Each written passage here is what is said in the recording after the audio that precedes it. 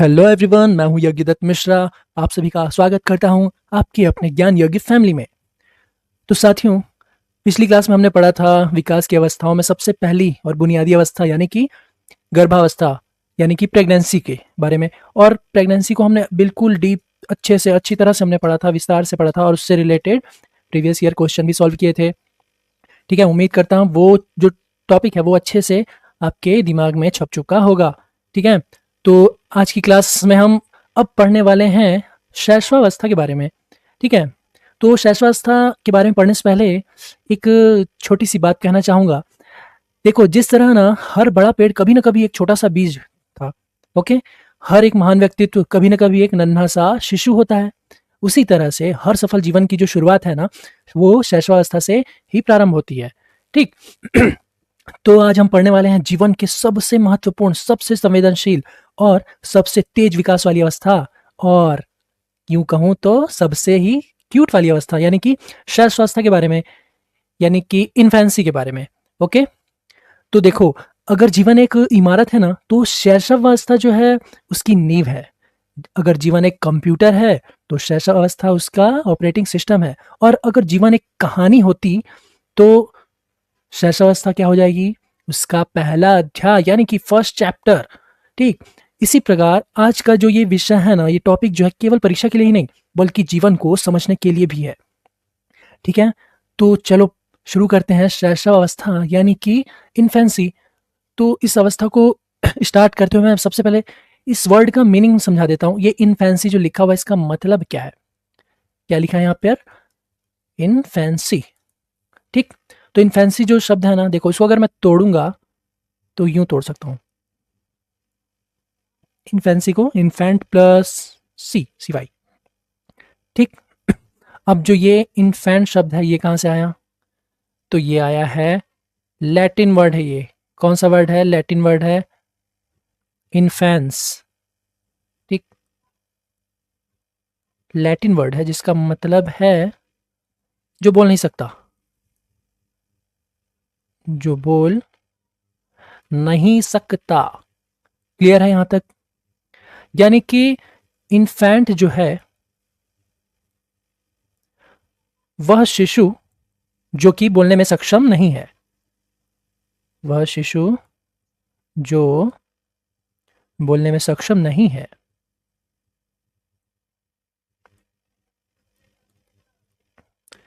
Clear है? Infant का मतलब ये आया है लैटिन वर्ड से जिसका मतलब क्या होता है? इन्फेंस। इन्फेंस का अर्थ जो बोल नहीं सकता, और सीवाई अवस्था को दर्शाता है। जो सीवाई है वो अवस्था को दर्शाता है। तो इन्फेंसी का मतलब हो गया शिशु की अवस्था। क्लियर है यहां तक? देखो कितना सिंपल है। इन्फेंसी यानी कि शिशु की अवस्था। अब जो बोल नहीं सकता वो कौन होता है? या तो गूंगा होगा या फिर कोई छोटा बच्चा। ठीक से बोल नहीं सकता ना, बोलने का मतलब ये नहीं कि आवाज नहीं कर सकता। बोलने का मतलब जो अर्थपूर्ण भाषा, मतलब अर्थपूर्ण भाषा नहीं बोल सकता, बात नहीं कर सकता। क्लियर है? बाकी जो किलकारियां हैं उससे बोलना नहीं कहेंगे। क्लियर है? ठीक। अब देखो, इंग्लिश में तो समझ लिया इन्फेंसी का मतलब क्या है। अब शैशवावस्था, इसे भी समझ लेते हैं। इसे कैसे समझें भाई? बिल्कुल सिंपल है ये।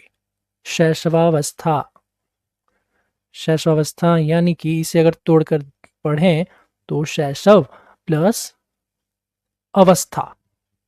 ठीक है, शैशव मतलब शिशु से संबंधित, शिशु से संबंधित, और अवस्था हो जाएगा जीवन का एक, समझ लो, चरण, है ना? जीवन का चरण।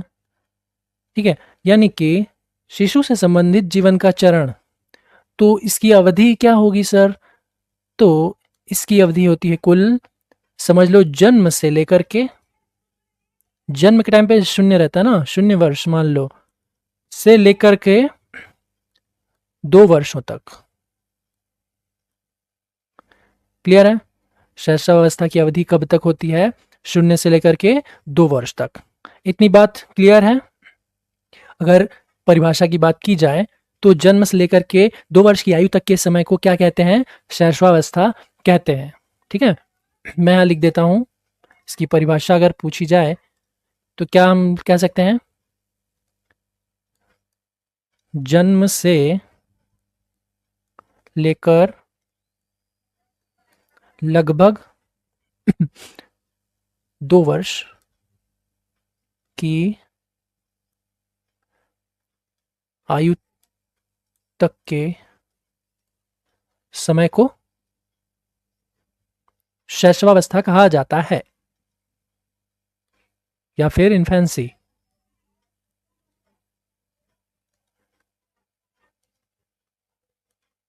इन्फेंसी कहा जाता है, ठीक है। लेकिन गाइस, ये जो 2 साल केवल 2 साल नहीं होते, यह पूरे लाइफ को डिसाइड करने वाले, पूरे जीवन की दशा दिशा तय करने वाले 2 साल होते हैं। बहुत ही इंपॉर्टेंट 2 साल होते हैं। क्लियर है यहाँ तक? अच्छा, शैशवावस्था को और भी कई सारे इसके अन्य नाम भी हैं, ठीक है, उन नामों को हम जान लेते हैं। ठीक, अब अन्य कौन कौन से नाम हो सकते हैं शैशवावस्था के, तो देखो मैं यहाँ लिख देता हूँ अन्य नाम, जिन नामों से हम शैशवावस्था को जानते हैं। और एग्जाम में ये नाम से अगर पूछ लिया क्वेश्चन तो समझ लेना इन्फेंसी की स्टेज के बारे में ही पूछ रहा है। तो पहला जो अन्य नाम है जिस नाम से क्वेश्चन पूछ सकता है वो क्या हो जाएगा, इसे कहते हैं, देखो, जीवन का सबसे महत्वपूर्ण काल भी कहा जाता है। क्या कहा जाता है? जीवन का सबसे महत्वपूर्ण काल। इसके अलावा भावी जीवन की आधारशिला भी कहते हैं। भावी जीवन की आधारशिला, बेस। क्लियर? और सीखने का आदर्श काल, आइडियल एक पीरियड होता है सीखने का, लर्निंग का, बहुत तेजी से सीखता है इस काल में बच्चा।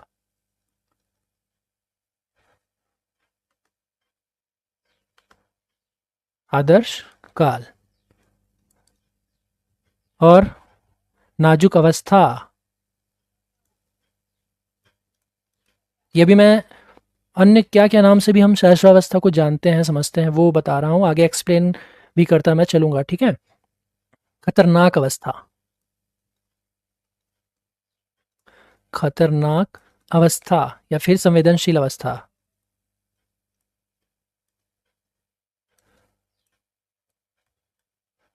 संवेदनशील अवस्था। इसके अलावा नर्सरी, स्कूल एज, और क्या, पूर्व विद्यालयी अवस्था, यानी कि विद्यालय जाने के जस्ट पहले वाली अवस्था। और क्या कह सकते हैं, प्राथमिक विद्यालय की पूर्व तैयारी की अवस्था भी कहते हैं इसको, ठीक है। प्राथमिक विद्यालय की पूर्व तैयारी की अवस्था। बहुत सारे अलग अलग नाम है। इसके अलावा और भी बहुत, सीखने की आयु, प्रिय लगने वाली अवस्था, ठीक है, संस्कारों के निर्माण की अवस्था, मन की मौजों में विचरण करने की अवस्था, अलग अलग नाम से इसे हम जानते हैं, ठीक है। अब देखो, शैशवावस्था को कुछ मनोवैज्ञानिकों ने अपने अपने तरीके से परिभाषित भी किया है, जिसमें कुछ महत्वपूर्ण जो मनोवैज्ञानिक हैं, ठीक है, बाल मनोवैज्ञानिक, उनके कुछ कथन है, मैं उन कथनों को आपको समझा देता हूँ। सबसे पहले आते हैं वैलेंटाइन महोदय। कौन? वैलेंटाइन। देखो 3 दिन बाद है ना वैलेंटाइंस डे। आज है 11 फरवरी, 12, 13, 14 फरवरी को। ये वो वाले वैलेंटाइन नहीं है, ठीक है। देखो इन्होंने क्या कहा है शैशवावस्था को, सीखने का आदर्श काल। सीखने का आदर्श काल, शैशवावस्था को इन्होंने सीखने का आदर्श काल कहा है, ठीक है। शैशवावस्था जो है मानव जीवन की आधारशिला होती है सर्वप्रथम, ठीक है, और सबसे इंपॉर्टेंट अवस्था होती है, इन्होंने कहा था, ठीक। अब देखो, एक आते हैं वाटसन, जेबी वाटसन। ये शैशवावस्था के बारे में क्या कहते हैं? ये कहते हैं कि मुझे कोई ना नवजात शिशु अगर दे दे, ठीक है, वाटसन महोदय क्या कहते हैं, मुझे कोई अगर नवजात शिशु दे दे तो मैं उसे चोर, डॉक्टर या फिर वकील कुछ भी बना सकता हूँ, ठीक है। ये कहते हैं कि क्या कहते हैं, मुझे यदि कोई नवजात शिशु दे दे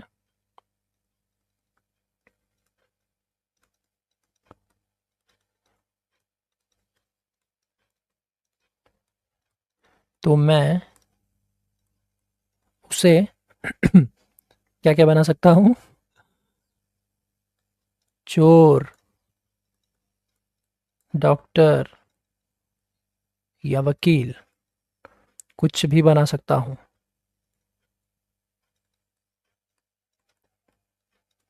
कहने का मतलब है कि जो नवजात शिशु है ना, वह समझ लो एकदम ब्लैंक पेपर या ब्लैंक स्लेट होता है, जिस पे कुछ भी लिखा जा सकता है, जो मन करे वो उसे बनाया जा सकता है, ठीक है? समझ लो एक गीली मिट्टी है, उसे किसी भी आकृति में ढाला जा सकता है, ठीक है?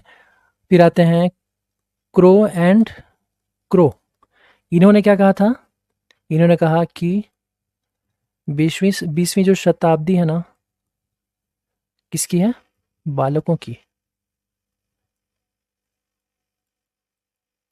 इन्होंने 20वीं शताब्दी को बालकों की शताब्दी कहा था, ठीक? ऐसे बहुत सारे आए हैं, देखो सिगमंड फ्रायड भी हैं, उन्होंने क्या कहा था? उन्होंने कहा था कि व्यक्ति को भविष्य में जो भी कुछ बनना होता है ना, ठीक है? कोई व्यक्ति है जिसको भविष्य में कुछ भी अगर बनना होता है, तो वह शुरू के जो 4 से 5 साल होंगे, ठीक है? वह शुरू के 4 से 5 वर्षों में ही बन जाता है, यानी नींव पड़ जाती है। उस समय समझ में आ जाता है कि वह क्या बनेगा, क्या नहीं बनेगा। क्लियर इतनी बात? ठीक। अब देखो शैशवावस्था में विकास की अवस्था पढ़ रहे हैं ना हम सब, तो सबसे पहले देखो शारीरिक विकास जो था गर्भावस्था में तो हो रहा था, ठीक? अब जब जन्म ले लेगा शिशु, इस दुनिया में आ जाएगा, उसके बाद जो उसका शारीरिक विकास है वो और तेजी से होगा, ठीक? जो सबसे पहले शारीरिक विकास है उसे पढ़ते हैं हम, ठीक है? इस अवस्था में सबसे तेजी से होगा, शारीरिक विकास की जो गति है वो सबसे तेज होगी, ठीक है? फॉर एग्जाम्पल देखो जन्म के समय जो बच्चे का वजन है लगभग कितना होता है? 2.5 2.3 केजी से लगभग वही 3.5 किलो 4 किलो तक होता है ना वजन। और 1 साल के अंदर उसका वजन लगभग लगभग 3 टाइम्स 3 गुना हो जाता है, ठीक है? बूस्ट एकदम तेजी से उसका वजन बढ़ता है 1 साल के अंदर, ठीक है? उसकी हाइट हाइट भी तेजी से बढ़ेगी, ठीक? उसके दांत निकलने शुरू होंगे, ठीक? वो बैठना रेंगना चलना ये सब शुरू कर देगा। मसल्स उसकी जो अब धीरे धीरे क्या होंगी? मजबूत होना शुरू हो जाएंगी। ये सारी जो भी एक्टिविटीज़ है ना शारीरिक, वह इसी अवस्था में प्रारंभ होने लगता है, ठीक है? अब देखो जैसे छोटा बच्चा चलना शुरू करता है, तो उसके लिए घर जो होता है पूरा घर स्टेडियम समझ लो बन जाएगा या फिर प्ले ग्राउंड बन जाता है, ठीक है? मम्मी बोलेगी कि बेटा इधर मत जाओ, बच्चा कहता है मम्मी मैं तो वहीं जाऊंगा, मुझे तो वहीं जाना है, ठीक है? यह जो जिज्ञासा समझ लो होती है ना उसकी, मुझे हर चीज़ एक्सप्लोर करना है, हर कोने में जाना है, बात नहीं मानता वो, इधर नहीं जाना, नहीं मैं तो वहीं जाऊँगा। समझ लो ये उसके विकास का संकेत होता है। क्लियर है? इतनी बात, ठीक? अब आते हैं, अब देखो शारीरिक विकास होगा तो मानसिक विकास भी तो होगा ना? तो मानसिक विकास किस प्रकार से होगा? मानसिक विकास पढ़ते हैं आगे, यानी कि कॉग्निटिव डेवलपमेंट। देखो शारीरिक विकास जितना तेज होता है उसी प्रकार से मानसिक विकास भी तीव्र गति से होगा। इसमें देखो मानसिक विकास फॉर एग्जांपल बच्चा जो होता है ना, देखो ये छुटकू है, ठीक? यह अपनी मम्मी की आवाज़ को तेजी से पहचानना शुरू करेगा।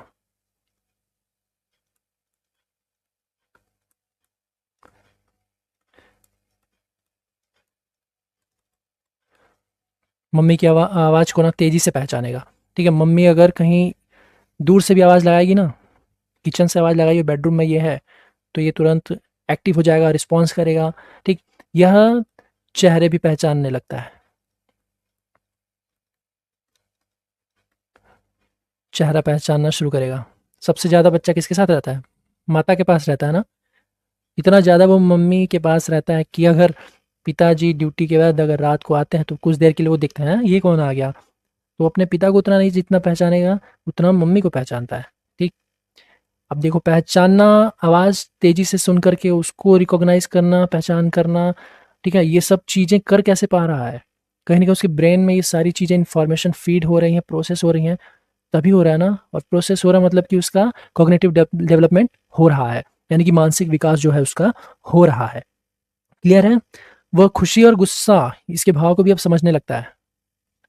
देखो धीरे धीरे बड़ा हो रहा है, वो खुशी, गुस्सा, ये सारे भाव समझना शुरू कर देगा, यानी कि उसका इमोशनल डेवलपमेंट भी होना शुरू हो चुका होता है। ठीक, वह हर चीज़ को देख कर के ना सीख रहा होता है, मतलब उसके सामने चीज़ें अगर जैसे जैसे एक्टिविटी करेंगे ना, उसको देख करके वो कॉपी करता है, सीखने लगता है कि हाँ ये चीज़ें ऐसे होती हैं। ठीक, देख कर सीखने लगता है। क्लियर है? फॉर एग्जाम्पल देखो, देख करके सीखने का मतलब कैसे इसको समझेंगे। देखो मोबाइल, जैसे बच्चा रो रहा है, ठीक, मोबाइल अगर दिखाओ तो वो शांत हो जाता है। अब शांत क्यों होता है? मोबाइल को वो उतना तो नहीं जानता ना सीखता है, बट उसकी जो रोशनी है वो क्या करती है, उसकी आंखों को, ठीक है, और मोबाइल स्क्रीन की जो स्पीड होती है ना, गति, वो क्या करती है, मतलब ब्राइटनेस और स्क्रीन की जो गति है वो उसको आकर्षित करती है, किसको, बच्चे की आंखों को। तो आंखें देख करके प्रोसेस कर रही हैं कि हाँ इसमें ये चीज़ है, दृश्य है, ये तो उंगली से स्क्रॉल करने पे इधर जाता है, ठीक है, क्लिक करने पे आवाज़ आता है, साउंड प्ले हो जाता है।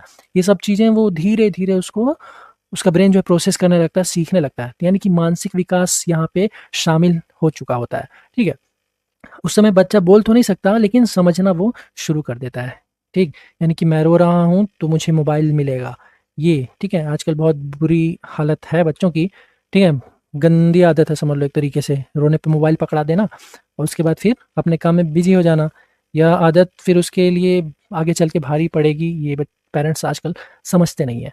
ठीक बच्चा बोल नहीं सकता, बट ये समझने लगता है कि अगर मैं रो रहा हूँ तो मुझे मोबाइल मिल जाएगा। तो वो जैसे ही मोबाइल उससे दूर करोगे, वो फिर से क्या करना शुरू करेगा, रोना शुरू करेगा। तो उसके दिमाग में इतनी चालाकी, यानी कि चालाकी भी क्या है, मानसिक विकास को ही दर्शा रहा है ना। चालाकी उसके अंदर पनपने लगी है कि मैं रोऊंगा तो उधर से मुझे मोबाइल मिलने वाला है। ठीक, मानसिक विकास समझ में आ गया। अब देखो इंद्रियों का भी विकास शामिल है, इसी अवस्था में तेजी से होता है। ठीक है, इंद्रियों का विकास, इंद्रियों का विकास। इंद्रियां क्या होती हैं? टच, विजन, लिसनिंग, यानी कि स्पर्श समझ लो, दृष्टि, सुनना, स्वाद, गंध, होता है ना, पांच इंद्रियां, फाइव सेंस। क्या है? आंख, नाक, कान, जिह्वा और त्वचा। सही कहा ना मैंने? त्वचा, नेत्र, कान,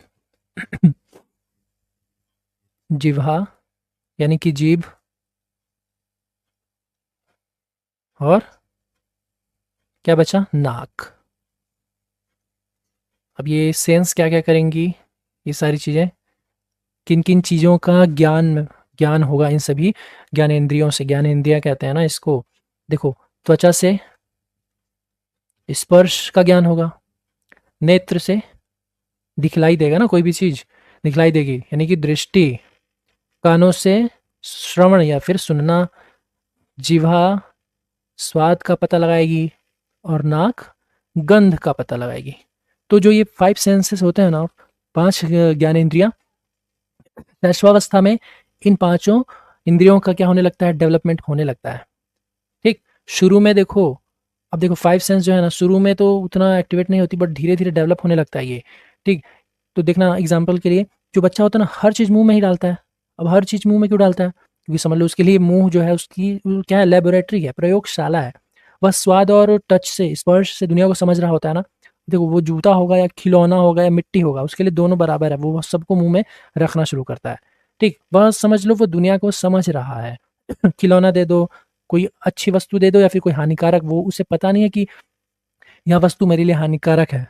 बगल में अगर चाकू, छुरी या कैंची भी पड़ी है ना, तो उठा करके वो क्या करेगा, मुंह में ही सीधा ले जाएगा। क्लियर है यहाँ तक? अब देखो, जब बात बच्चों की अवस्थाओं की जाए तो जीन पियाजे एक नाम है, बहुत बड़ा नाम। ठीक है, जीन पियाजे, इसे क्या कहते हैं, शैशवावस्था को सेंसरी मोटर स्टेज कहते हैं। शैशवावस्था को क्या कहते हैं, पियाजे, पियाजे इसे कहते हैं सेंसरी मोटर स्टेज।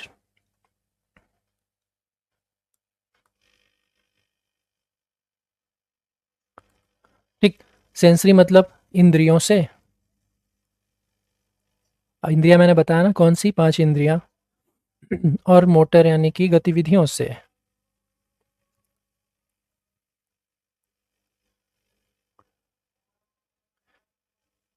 यानी कि बच्चा जो है छूकर, पकड़कर, चखकर, इन सब एक्टिविटीज करके, गतिविधियां करके सीखता है। एट द इन लर्निंग ही सबसे इंपॉर्टेंट पार्ट है ना जीवन का, सीखना। यानी कि जो बालक है वो कैसे सीखता है? छू कर, पकड़ कर, चख कर सीखता है। क्लियर है यहाँ तक?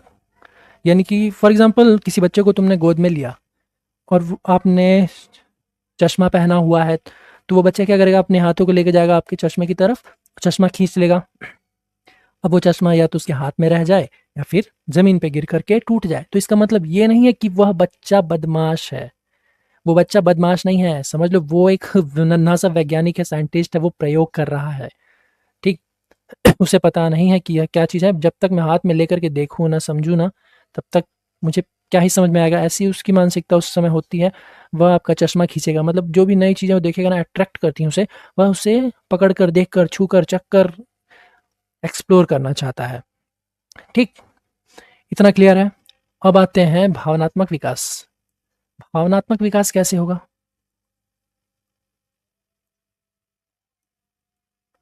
यानी कि इमोशनल डेवलपमेंट। तो एक मनोवैज्ञानिक आते हैं हार्लो। ये क्या कहते हैं? बच्चों को केवल दूध नहीं, छोटे बच्चों के बारे में कहते हैं, बच्चों को केवल दूध नहीं, स्नेह और स्पर्श की आवश्यकता होती है। क्या कहते हैं? बच्चों को केवल दूध नहीं बल्कि स्नेह और स्पर्श की आवश्यकता होती है, नीड होती है। ठीक। यानी कि माँ से उसका भावनात्मक लगाव सबसे अधिक होता है। ठीक। मम्मी अगर कुछ मिनट के लिए नहीं दिखती है तो बच्चा क्या हो जाता है? बेचैन हो जाता है। क्यों? आखिर ऐसा क्यों होता है? क्योंकि उसके लिए उसकी मम्मी, उसकी माँ ही उसका पूरा एक संसार है। क्लियर?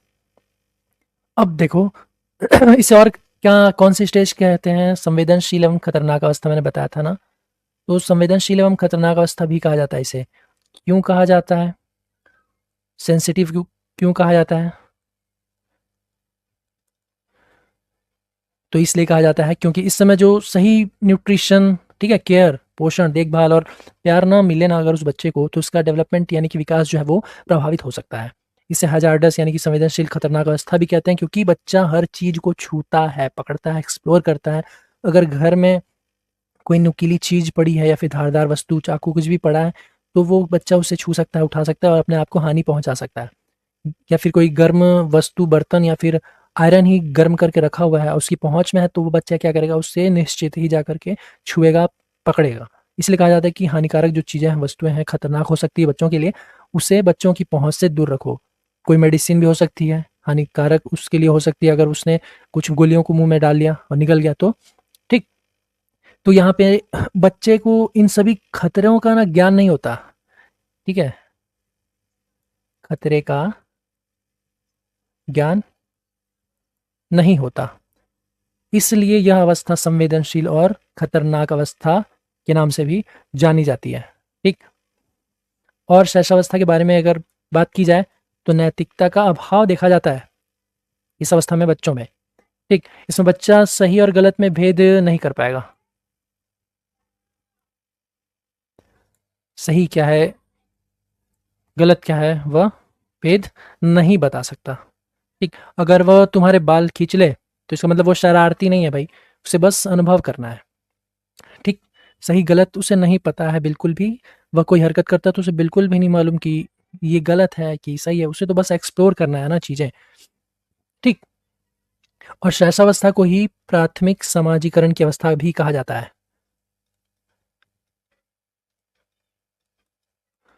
प्राथमिक समाजीकरण, अब देखो समाज में वो कब आएगा? जन्म लेते ही फैमिली में आएगा। फैमिली में सबसे पहले उसके माता पिता ही उसकी दुनिया होंगे, सब कुछ होंगे। ठीक है, परिवार समझ लो।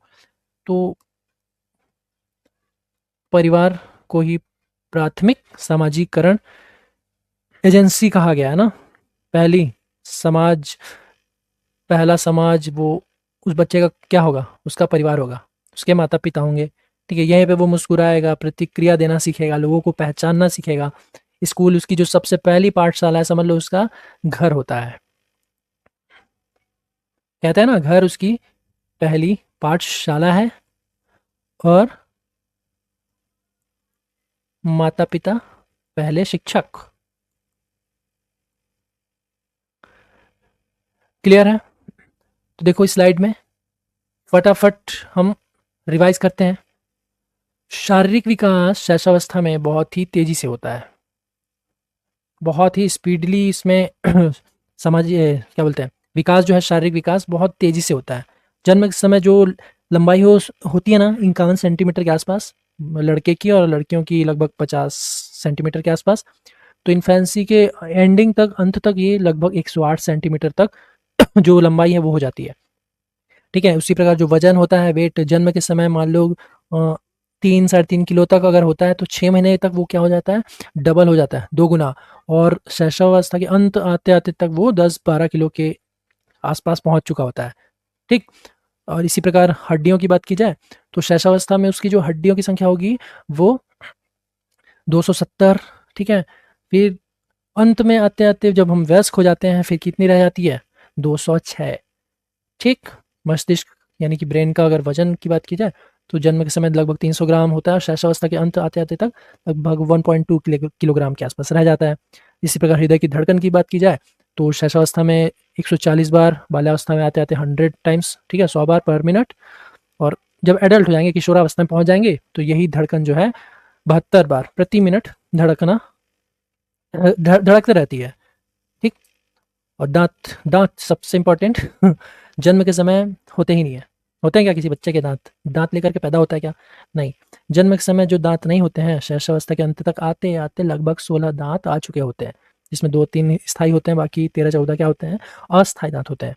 पहला दांत निकलता है 6 महीने के आसपास में। क्लियर है इतनी बात? ठीक।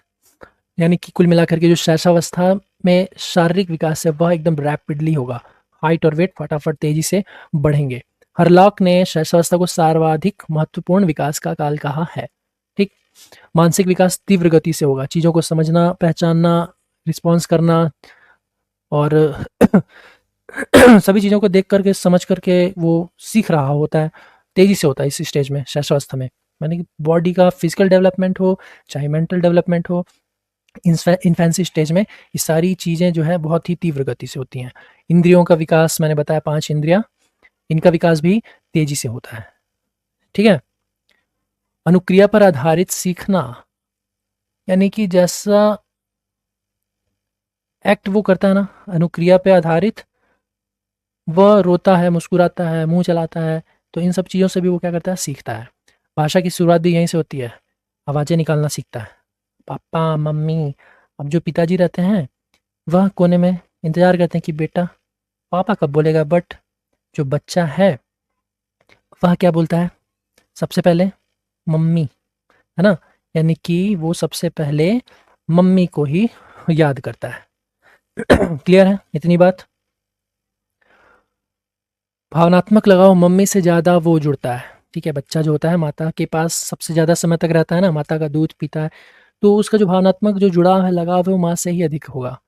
हरलो ने कहा क्या, स्नेह की आवश्यकता। मैंने बताया था ना कि बच्चे को स्नेह की आवश्यकता, और मतलब सिर्फ दूध की आवश्यकता नहीं होती है, साथ में स्नेह स्पर्श की भी आवश्यकता होती है। सेंसिटिव पीरियड, मैंने कहा इस समय उसे खतरे का अंदाजा नहीं होता, कौन सी वस्तु मेरे लिए खतरनाक हो सकती है।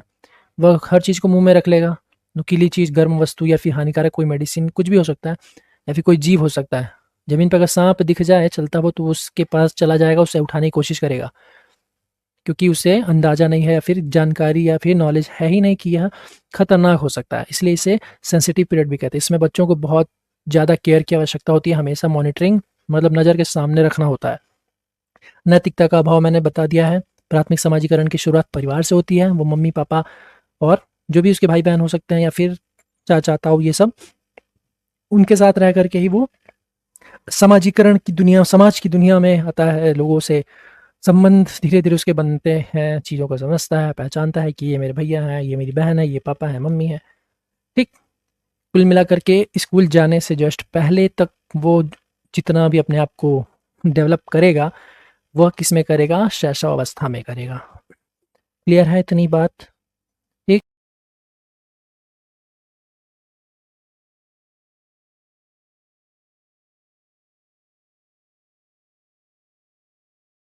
हमने गर्भावस्था पढ़ लिया, हमने शैशवावस्था भी पढ़ लिया। अब इसके बाद हम पढ़ेंगे बाल्यावस्था, ठीक है?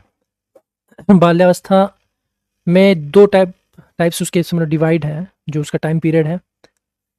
2 से 6 वर्ष पूर्व बाल्यावस्था यानी कि अर्ली चाइल्डहुड, और 6 से 12 वर्ष यानी कि लेटर चाइल्डहुड, उत्तर बाल्यावस्था, ठीक?